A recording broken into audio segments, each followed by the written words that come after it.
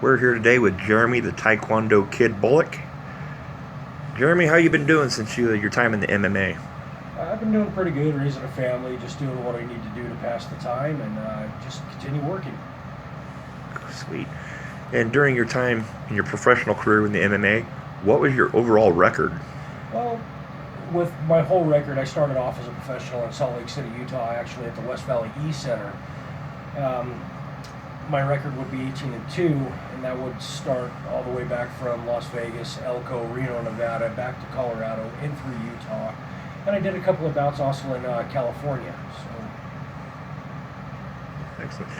And out of all the venues that you fought in, which one was the most, I don't know, memorable for you?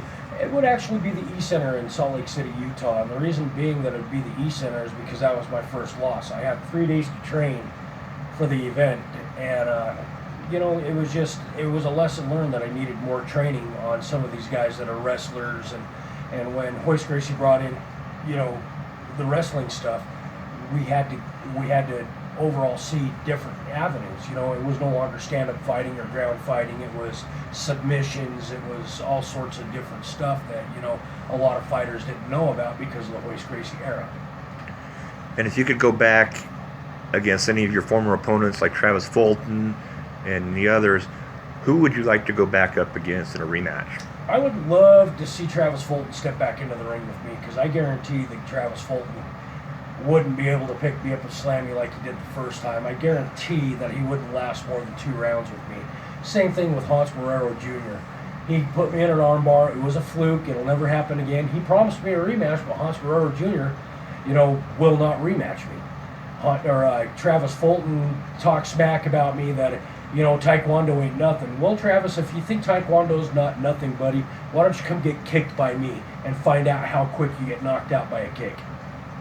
And what are some of your training aspects? Do you do a lot of weightlifting or?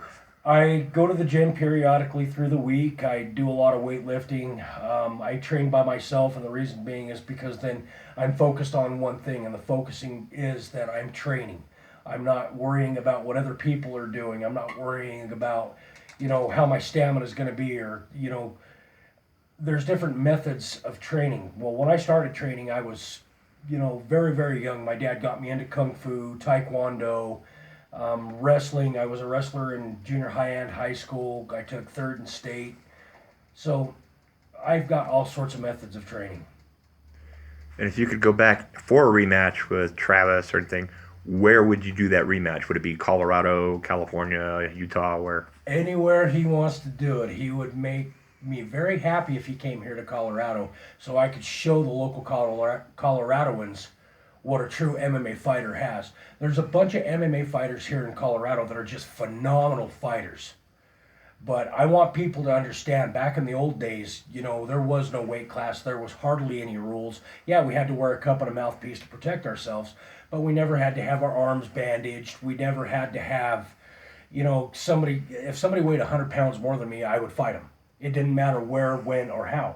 And if Travis Fulton wants to come to Colorado and fight me, same thing with Hans Barrero Jr., come on, bring it. We'll make it a spectacular. I'll take them on both at the same time. Wow, sounds like one hell of a challenge there. Just not being a challenge, but if people really, really want to come down here and see what I really have, I'm tired of people saying that, oh, Bullock left, he continued training Taekwondo. You know what? I didn't leave. I became a fighter. I followed that career. Even though I didn't do very many fights, the thing is that I still have the gumption to step into that ring. And here's the thing: is if you guys want to meet me, you can go to Mad Cow here in Greeley, Colorado, which is just right off 9th Street and 8th Avenue, and you can come meet me anytime. I'm always there. I'm always having breakfast, having a soda, having a cup of coffee, talking to people. I'm meeting new people, signing autographs, and if you guys really want to, you can come on January 28th over at the Sundance Saloon and Bar, and come see a good friend of mine. She's singing. The show starts, I believe, at 8 o'clock. It's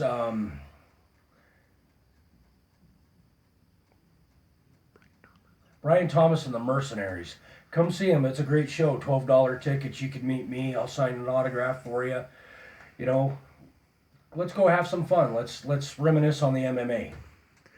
And I've noticed that, from seeing a lot of your fights on YouTube and everything like that, how things have changed. In your opinion, what would you change about the MMA as it is today from what it was when you were fighting? I would take it back to the honor level, where people did it for the sport and they didn't do it for the money. Okay, there would be more respect out of the fighters. There wouldn't be people talking shit all the time. Because you know what? When you talk shit to somebody and you're getting ready to step into that ring with them, what's the gumption of doing that? Yeah, you know what? I just said something about Travis Fulton and him. But once I get into that ring and the fight is over, the problem is solved. If you guys are going to sit there and talk shit about each other even after the fight, then that doesn't make a fighter. I mean, look at Tito Ortiz. All Tito Ortiz did is talk crap about every opponent that he had. So, let's get real and let's make MMA what it was supposed to be, which is honorable. Now, you got to look at the Japanese. The Japanese did this for many, many years, and they took the best fighters they had, and they put them against each other. And then you have the Kumite, you have the Koharukai, you have the K1, you have just different fighting organizations. Let's make this the greatest sport in the world where people can demonstrate their talent by their martial arts. And there you have it, folks. This was the interview with Jerramie, the Taekwondo Kid Bullock. We do thank you for your time, Jerramie. Anything else you want to add before we conclude? Yeah, just remember, you want great sandwiches and stuff, come down to Mad Cow on the corner of 8th Avenue and 9th Street. And also come down and see Brian Thomas and the Mercenaries on January 28th at the Sundance in Fort Collins, Colorado. Tickets are $12. Just come on down. Let's have some fun. Yeah. Thank you for your time. You're welcome. Have a great day. You too.